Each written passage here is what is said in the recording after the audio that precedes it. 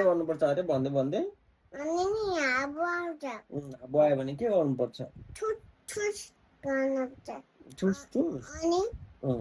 अनि छुना केलाई ठुस ठुस पार्नुपर्छ उसले ए उजेलले दबाई हाल्नेले ए अनि के हुन्छ त्यो हाल्न अनि के हुन्छ भाग्छ कहाँ भाग्छ पर भाग्छ ए परै भाग्छ एकदम अच्छा अब आयो भने चाहिँ ठुस ठुस पारिदिनु ल ल दबाई घोलेर त्यसै गर्नुपर्छ अब ल जान्दैछ नि त नानी नि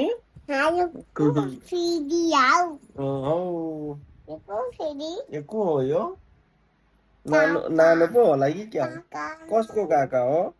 मेरो काका अब हो र यहाँको छ